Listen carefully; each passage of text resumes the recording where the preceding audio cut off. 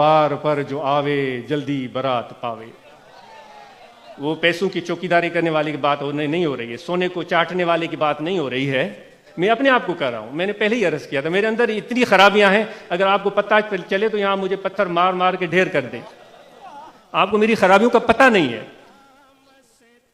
दरबार पर जो आवे जल्दी बरात पावे, वो दरबार पर आएगा जो दिल लेकर आएगा, जो मोहब्बत लेकर आएगा, जो अपने दिमाग और दिल को निछावर करना जानता हो। वरना तो वो आया क्या आया, कुछ भी नहीं आया।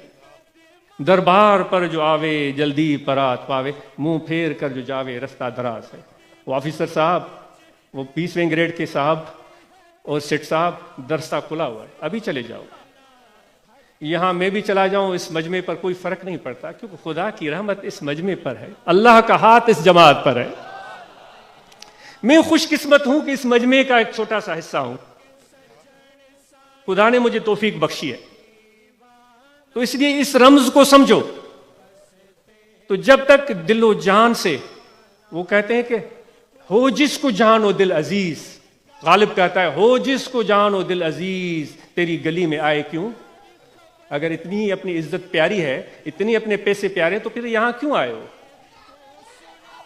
ये तुम्हारे यहां बैठने की जगह ही नहीं है, तुम अजनबी हो, अजनबी, और कोई तुम्हारा यहां रफीक नहीं है। अगर मोहब्बत और दिल और उल्फत और प्यार लेकर आए हो, तो तुम्हारे चेहरे को हम जाने या न जाने, तुम्हारे शक्ल को पहचाने न पहचाने, तुम्हारे रुतबे को पहचाने न पहचाने, तुम हमारे भाई हो, तुम हमारे साईं हो, तुम हमारे प्यारे हो, और तुमसे ऐसा रिश्ता है कि दुनिया की जिंदगी तो क्या, कयामत में भी रिश्ता जुड़ा रहेगा इंशाअल्लाह। ये तो वो कशिश है जो मुझे खींच कर कानों से पकड़ कर यहां ले आती है कि कहीं मेरे हाथ से वो रस्सी निकल न जाए, उस रस्सी से मेरा हाथ छूट न जाए। अगर हाथ छूट गया तो फिर मैं सैलाब की लहरों में डूब जाऊंगा। उस रस्सी को थामने के लिए ये गुनाहगार है।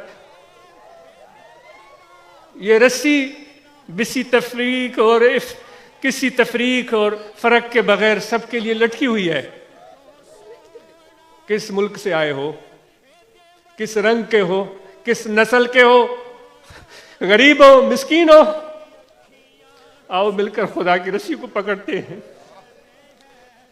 सेठ है तो भी वो सेठ अपने सेठपन, वो अमीर अपनी अमीरी को अपने साथ रखे। इस रस्सी को जब थामने वाले हैं तो खुदा की नजर में सब बराबर है। तो इसलिए अपनी शान मान अगर प्यारी है तो फिर यहां नहीं आना चाहिए, तुम अजनबी हो। तो इसलिए जिक्र वालों के साथ बैठने का तरीका सीखो। इसके बगैर इसकी हलावत नहीं मिलेगी, इसका मजा नहीं मिलेगा।